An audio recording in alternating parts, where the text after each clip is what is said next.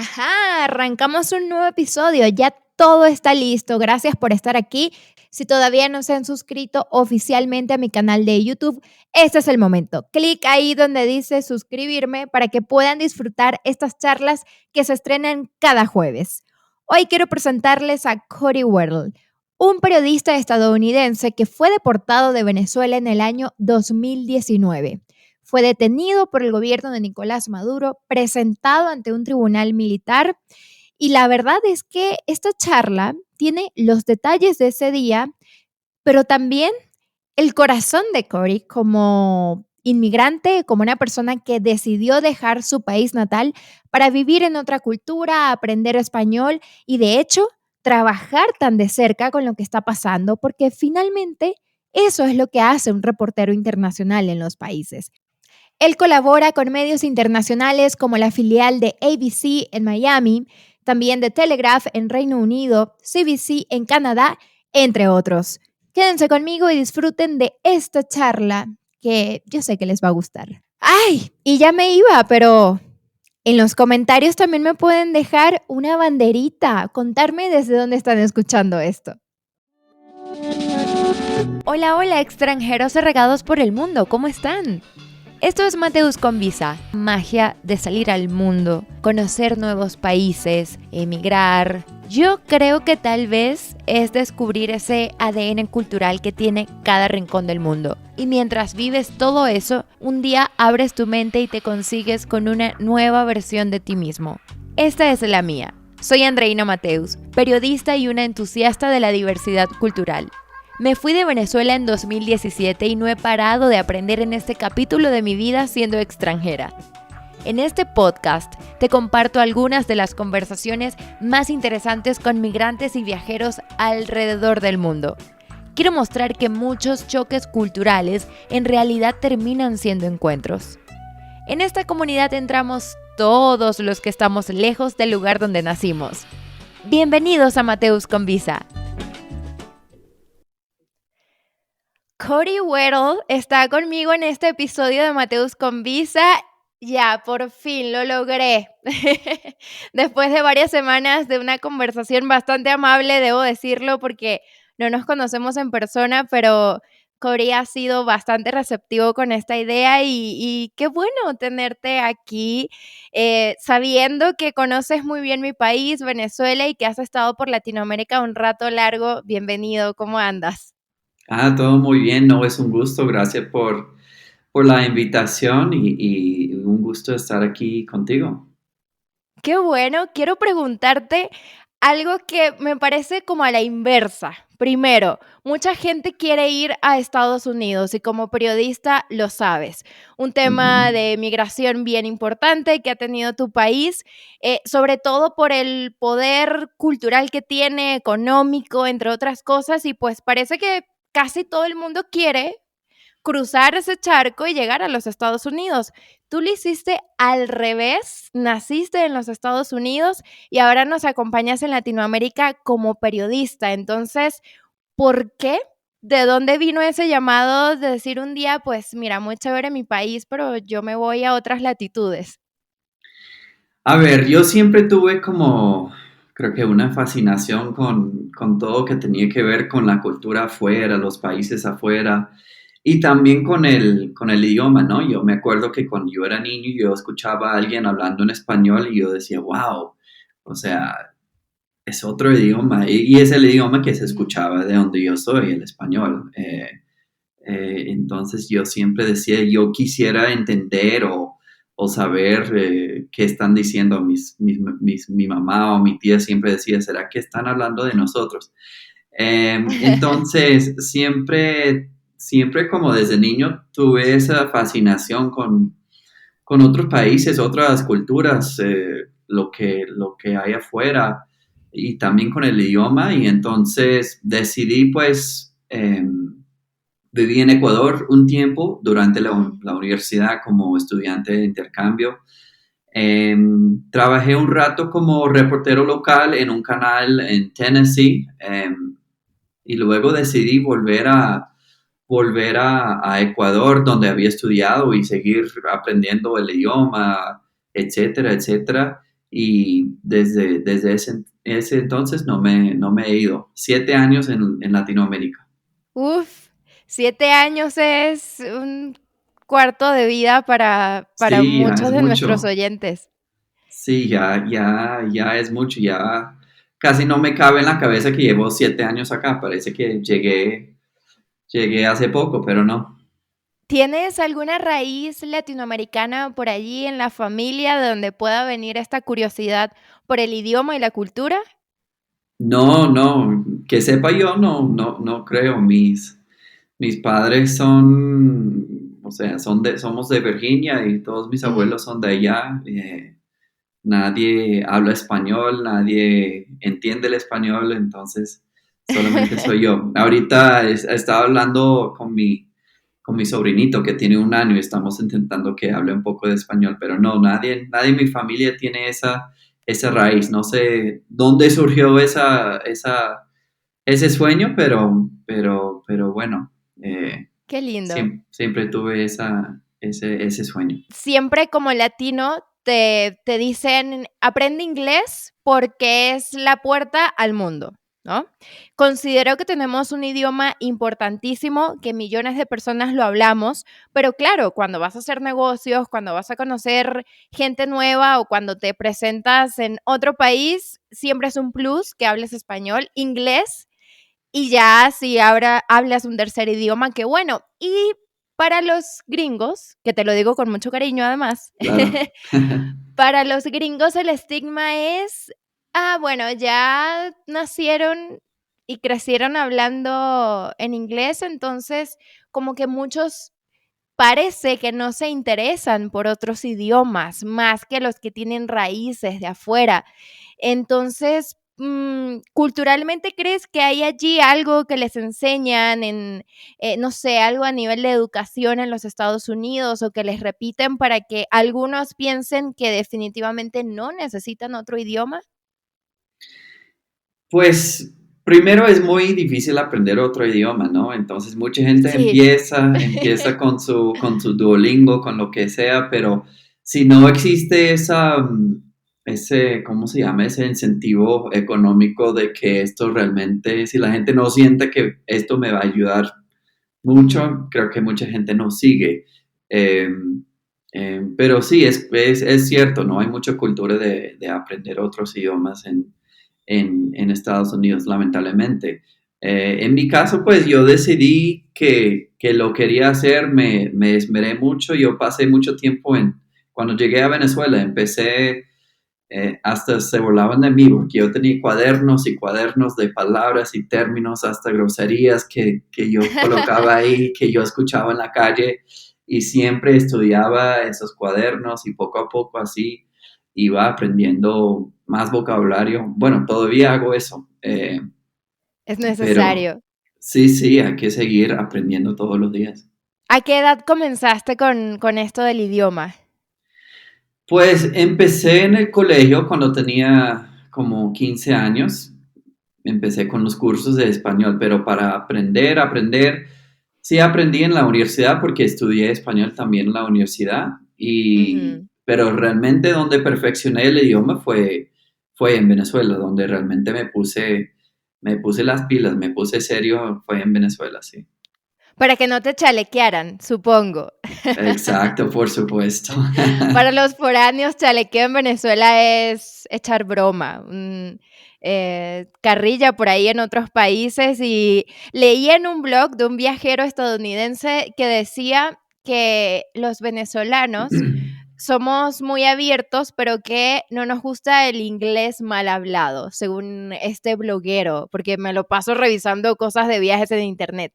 Y yo dije, no lo sé, yo creo que tal vez nos enseñan el idioma con demasiada estructura y quizá cuando estamos en Venezuela y llega un nativo y nos habla rápido y con demasiado slang, como, wow, despacio, háblame bien. ¿Puede ser eso? No sé si te pasó en algún momento. Pues me pasa un poco en español, hasta yo corrijo a mis amigos a veces en español y se molestan con el gringo corrigiendo el español. Pasa mucho que cuando el gringo o el extranjero está aprendiendo español, te pregunta por conjugaciones y gramática y bueno, yo me dedico a la comunicación, sé y recuerdo algunas cosas, pero cuando eres nativo, n no sabes tanto porque no te interesas tanto, definitivamente aprendiste por imitación.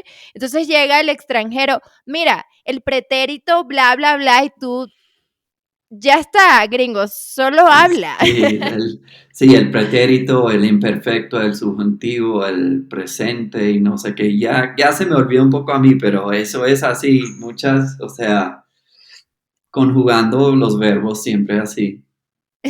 Cori, y ya hablando de este amor por Venezuela, porque te he visto en internet hablando muy bien de mi país, aquella ocasión cuando fuiste deportado, que como que cortó esta vida que ya tenías en Venezuela durante 5 años, llegaste en 2014, esto sucedió en el 2019. ¿Cómo se enamora un periodista extranjero que hace una corresponsalía y que de hecho ha tenido encuentros complicados con el gobierno y con parte de la cultura?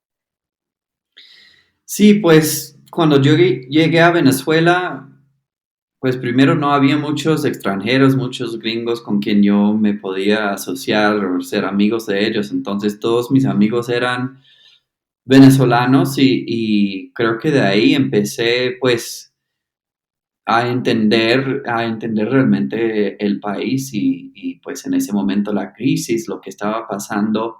em, em, y pues poco a poco, como tú dices, yo vi como las partes feas, las partes bonitas y creo que eso es parte de aprender o de entender un país, no solamente Ujú. resaltar lo bueno o lo bonito, pero también entender lo que está pasando. Y creo que eso es lo que lleva a uno a realmente entender la situación de un país, ¿no? Yo la verdad que no he vivido otro país, no tengo conciencia, porque Chávez ganó en el 98, yo nací en el 92, y a partir de ahí mi vida ha sido demasiado politizada en general. Claro, Un venezolano te habla de economía, de hiperinflación, de elecciones, de democracia, cuando tiene 15 años. O sea,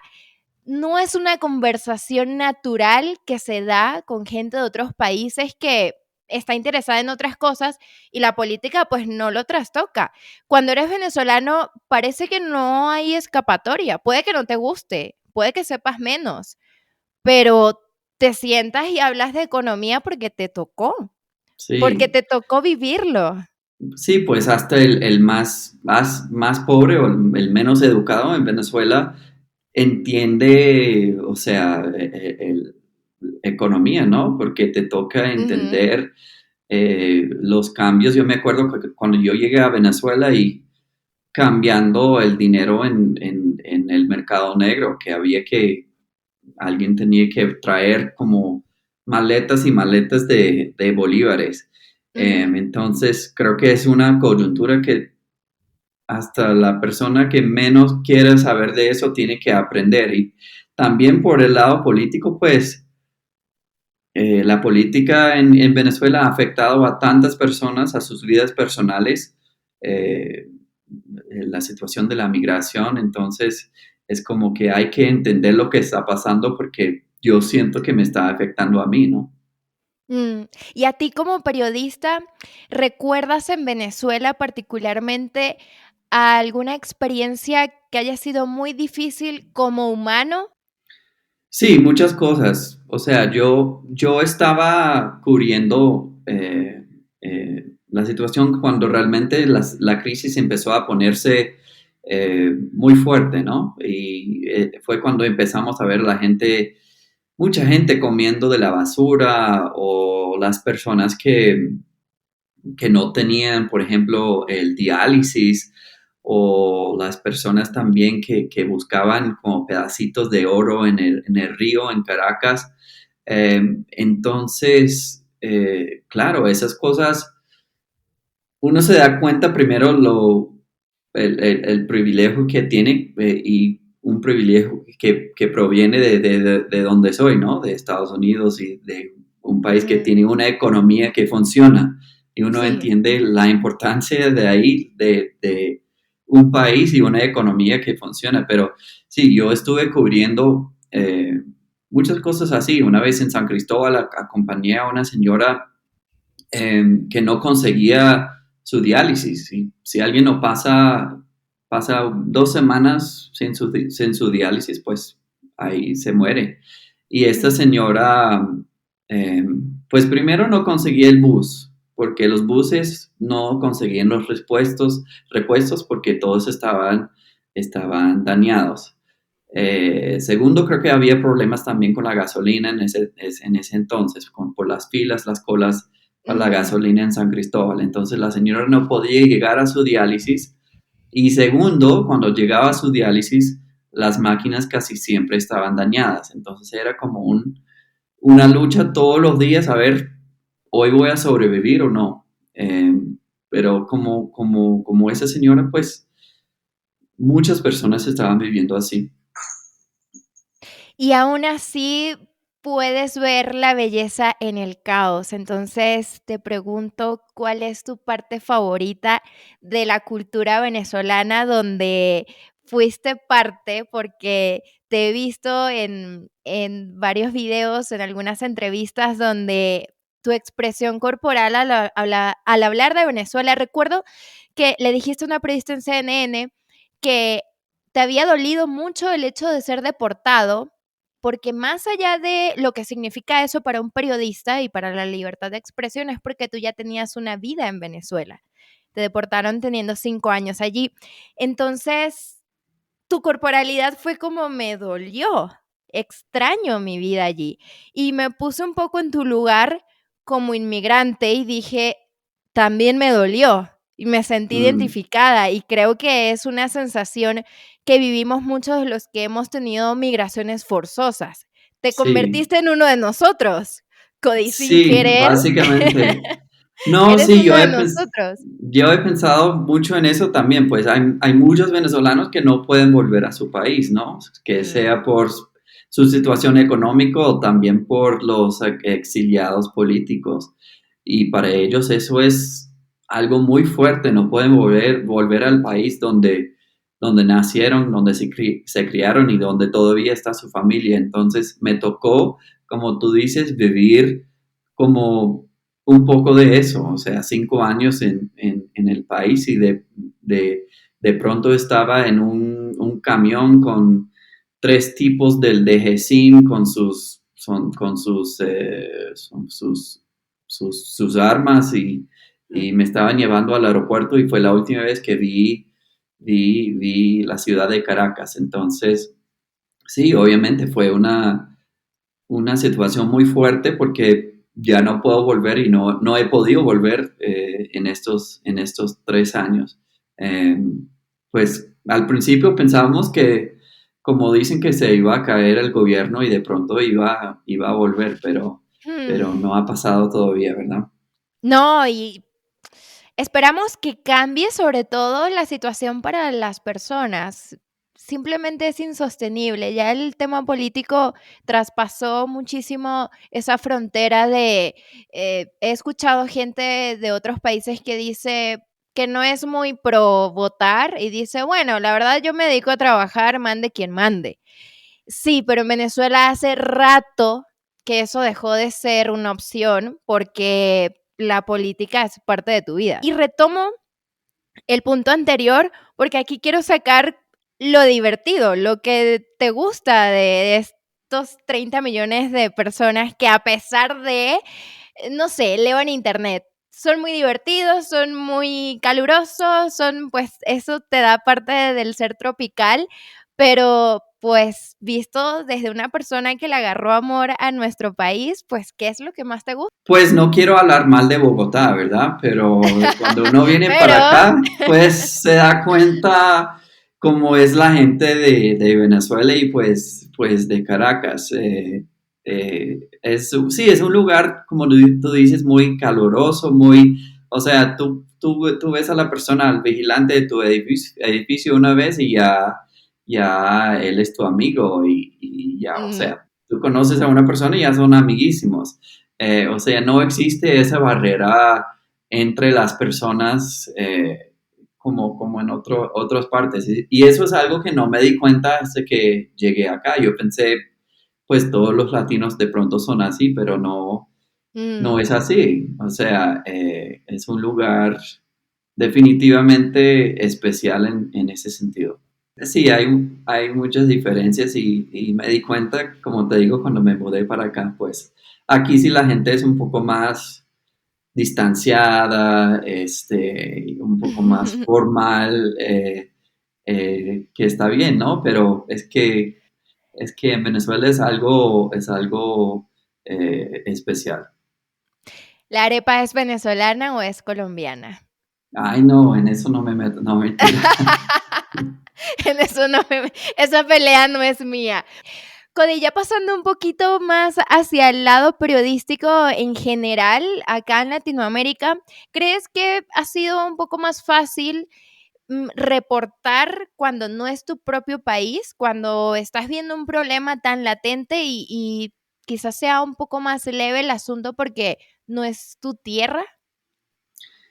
Pues sí, yo creo que hay como beneficios y también hay, o sea, beneficios de ser un extranjero en otro país reportando, ¿no? No tengo esas emociones tan arraigadas de una persona que su familia está sufriendo la misma crisis que está reportando, que está reportando en televisión o en su periódico.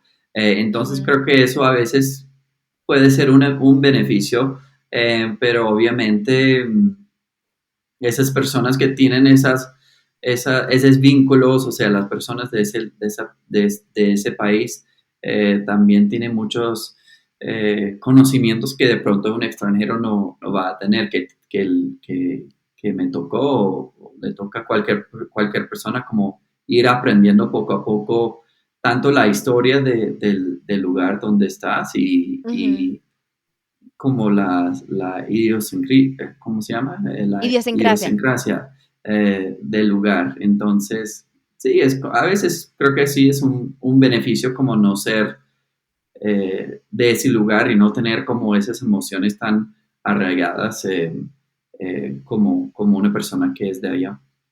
¿Y cuándo vino ese llamado para ser extranjero, mejor dicho, corresponsal extranjero en Latinoamérica? Pero no un llamado, de un medio de comunicación, sino un llamado interno, porque la vida que elegiste, hay ciertas profesiones que de las que no te puedes como quitar, ¿no? Y eres Ujú. periodista 24/7. Si te Sí. llaman para un breaking news un fin de semana, eres periodista 24/7. Entonces, ese llamado personal para salir de Estados Unidos y ser corresponsal, ¿cuándo vino? Yo siempre me interesaban muchas las noticias. Cuando yo tenía como 7, 8 años, yo llegaba y veía el noticiero local de donde soy yo, que es como un poco extraño para un niño, ¿no? Ujú, Pero siempre estaba muy interesado como en lo que estaba pasando, en las noticias. Siempre veía el noticiero ahí de donde soy yo. Y creo que después nació como este interés en, en el extranjero, en lo que está pasando afuera. Y entonces creo que combiné como esos dos intereses y así terminé haciendo esto. ¿De dónde nació eso? No sé. Pues yo soy de un lugar bastante montañoso, como rural, como estamos como apartados. De pronto por eso tenía como ese interés de explorar y de ver ujú. otras cosas que no era de ese lugar, pero siempre me he preguntado eso también, de dónde surgió eso, pero eh, es algo que, pues, por lo menos pude combinar esos dos intereses. ¿Has ido a Europa? ¿Has hecho corresponsalía en otros países fuera de Es, Latinoamérica? fuera de Latinoamérica no, solamente he trabajado a veces en otros países, en Brasil, em, ¿A dónde más he ido? No, aquí en Colombia, en Venezuela. Yo más que nada trabajo con ABC Miami, soy como su Ujú. corresponsal de Colombia y de Venezuela desde hace ya como 5 años. Entonces, más que nada estoy cubriendo lo que pasa en Venezuela y Colombia y a veces si pasa algo en otros países, también cubrimos eso.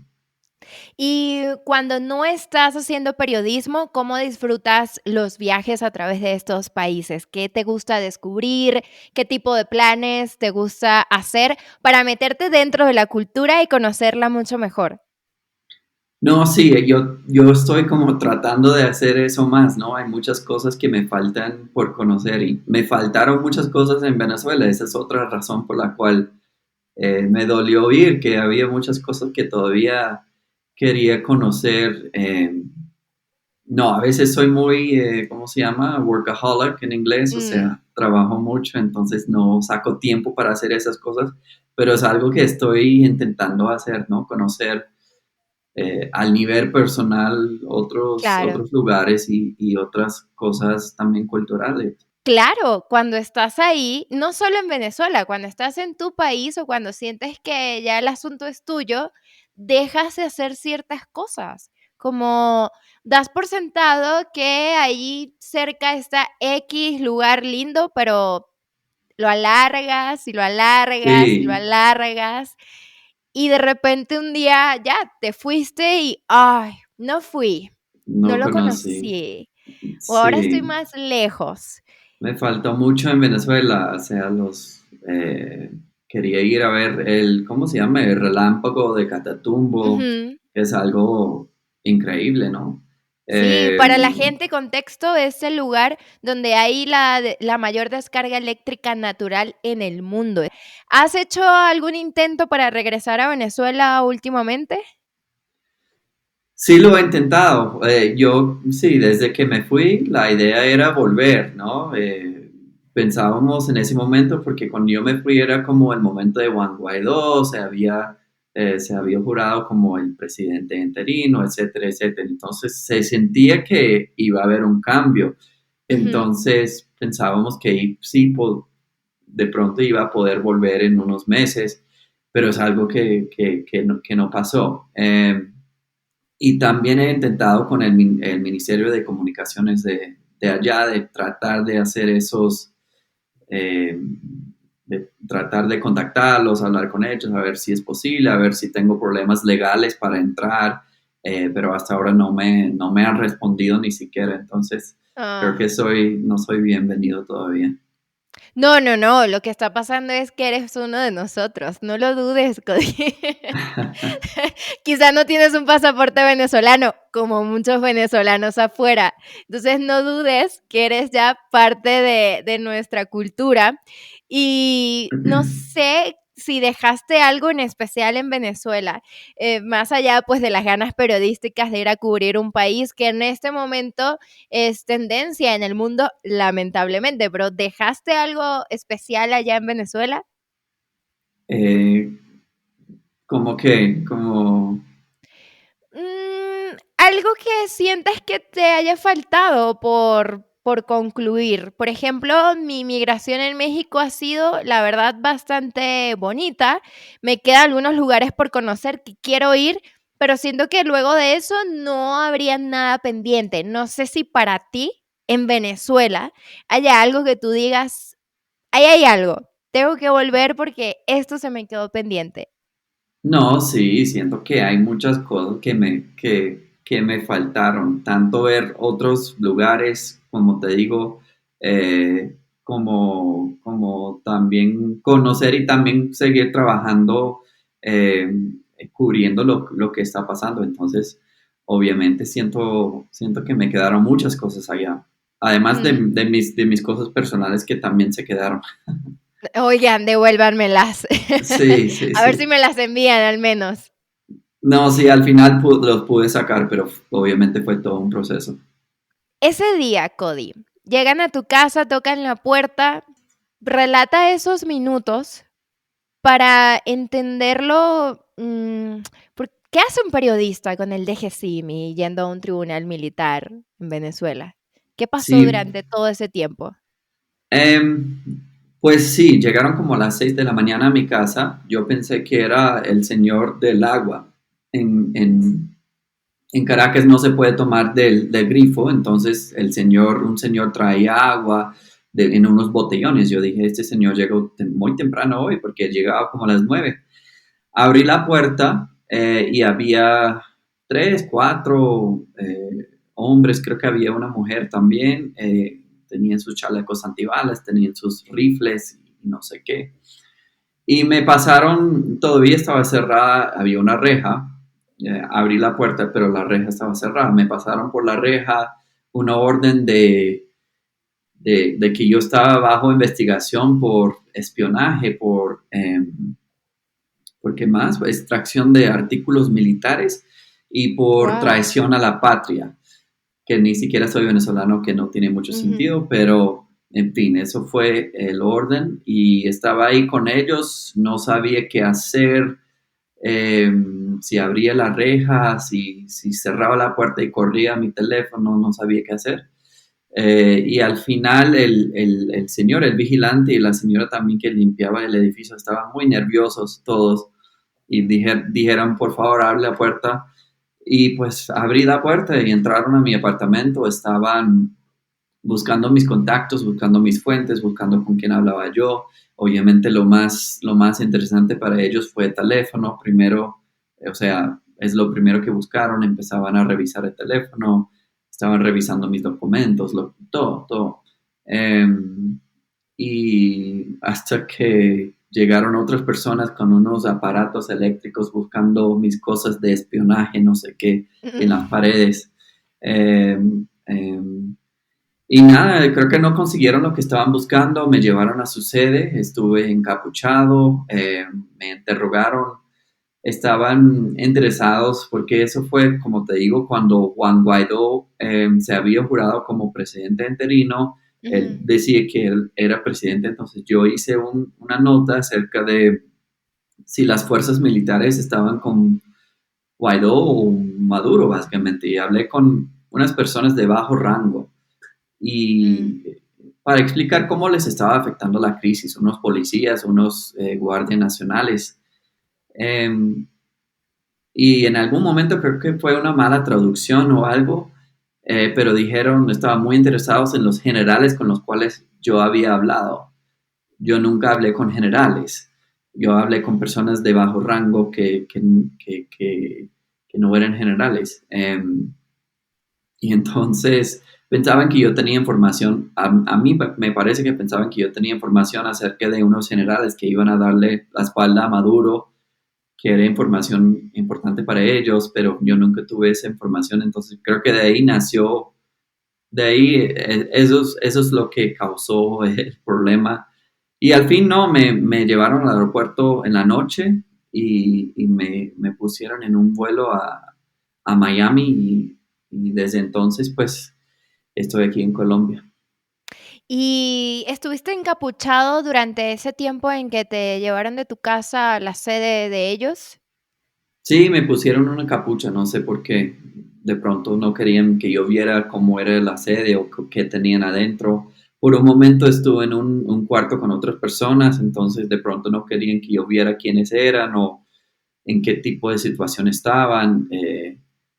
Yo Mm. podía escuchar a las personas ahí y luego sí me llevaron a otro cuarto donde yo estaba solo, y de ahí sí me quitaron la capucha. Entonces, sí, supongo que fue por eso.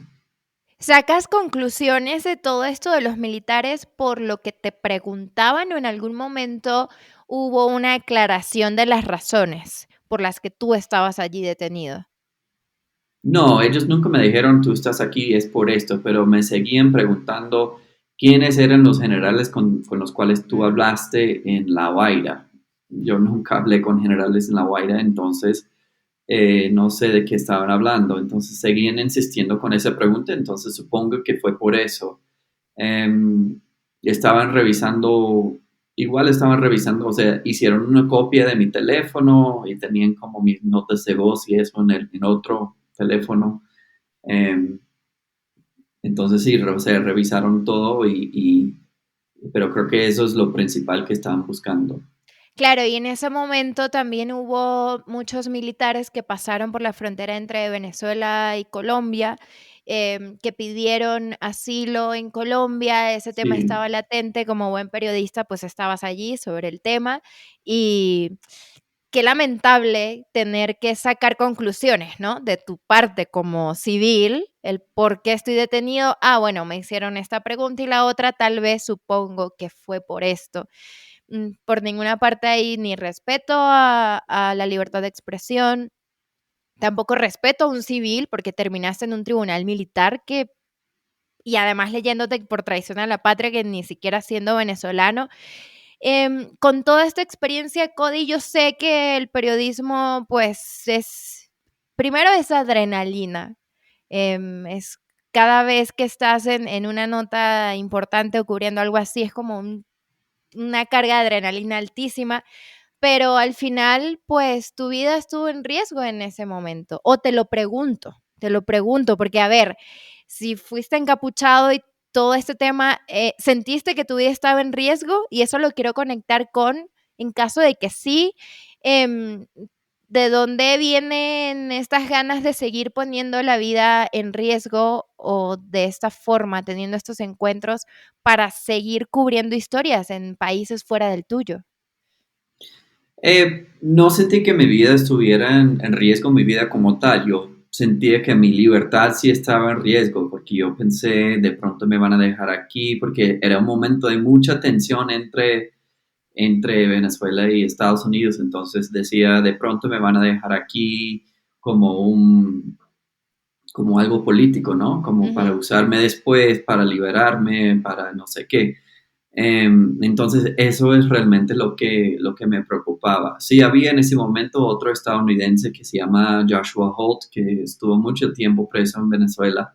Ujú. Entonces decía, si hicieron eso con él, ¿por qué no lo van a hacer conmigo? Entonces decía, eso fue como mi preocupación y obviamente estaba muy preocupado por mi familia que, como te digo, no, o sea, mi mamá no sabía cómo lidiar con eso, mi familia no sabía qué hacer y estaban preocupadísimos. Entonces eso fue como mi preocupación principal en ese momento. Pero al final, como iba avanzando el día, me decían, no, ya te vamos a, ya te puedes ir casi. Entonces, en ese momento sentí que de verdad me iban a dejar ir. ¿A qué te dijeron catire? Apuesto. Cuando ya había llegado el orden para liberarme, no, creo que dijeron, alguien dijo, no, que el catire se agarre sus tres corotos y que se vaya ya. Y ya me montaron en el camión y Qué ya me horror. fui. Traducción. Catire es una persona blanca, Sí, de ojos y cabello claro. Corotos es sus cosas. Pueden sí. ser maletas o el celular o este podcast es muy internacional, la verdad, cada vez que hablo en venezolano tengo que pasar el chip de cierto, cierto Hay que que también lo traducir, escucha. sí. Hay que traducir. Gente en Nepal, Cody, gente en Nepal escuchando un podcast de ¿En viajeros en serio? español. Wow, Sí, wow. yo, guau, así que Internacional.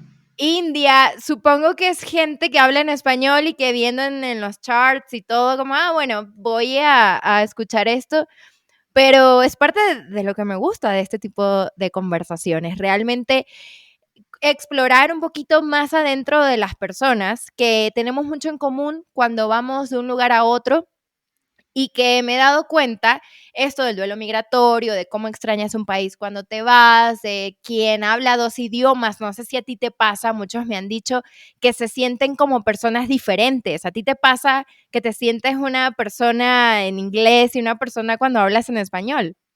Yo creo que sí. De hecho, creo que han hecho estudios Sí. y dicen que las personas que tienen dos personalidades, o sea, la personalidad en inglés, en español, y creo que sí ¿Cuál es te verdad, cae sí. mejor? ¿Qué Cari te No, cae mejor? es que es muy raro hablar como si estoy hablando con un venezolano y quiere practicar su inglés, es como muy extraño porque siento que estoy como esa otra persona hablando con un venezolano y como que no cuadra. Claro, Pero yo tengo o tuve un sí. entrevistado que es venezolano, estuvo en Irlanda mucho tiempo y me decía: "Siento que soy una persona más correcta en inglés, porque como no es mi idioma nativo, tengo que pensar más, entonces hay un filtro extra, pero cuando es en español y en venezolano, va sin filtro, va como lo sentí". ¿Te pasa algo así? ¿Eres más correcto en español o en inglés? No, yo creo que en inglés, sí. Yo creo que eso es algo cultural de Ajá. Venezuela y no del idioma. Eres más divertido en venezolano, me encanta. Sí, sí, sí. Ya para finalizar, una pregunta que le hago a todos para cerrar el episodio. ¿Qué crees tú que debería hacer cualquier inmigrante una vez que toma la iniciativa de vivir esta aventura? De vivir en otro país. Sí. Yo creo que hay que investigar mucho, hay que tratar de entender el lugar a donde uno va a ir, ¿no? Yo me he topado con gringos y con estadounidenses que hasta que no hablan el idioma y uno, o sea, ¿cómo puede vivir o cómo puede entender o cómo puede saber cómo es otro país si ni siquiera puede comunicarse con las otras personas? Entonces, yo creo que lo más importante es como vivir esa experiencia dentro de ese país y dentro de los grupos de las personas locales, hablando el idioma, entendiendo la historia, entendiendo lo que está pasando, o sea, la coyuntura, lo que está pasando en ese momento. Y yo creo que es así que uno realmente puede vivir y disfrutar y vivir otra experiencia, otra cultura, ¿no? Muchísimas gracias por este tiempo que me has regalado para conocerte un poquito más a fondo como periodista y también como esta persona curiosa por Latinoamérica y bienvenido también a mi cultura y a la cultura de la mayoría de oyentes de este podcast. Bien recibido y sí, eres venezolano, al menos de corazón. Te siento como parte de los nuestros. Esperemos que toda la situación mejore para todos nosotros, incluyéndote, y que la próxima vez nos veamos en Venezuela. Realmente me encantaría, sería un sueño reencontrarnos por allá. Listo, allá nos vemos en San Cristóbal.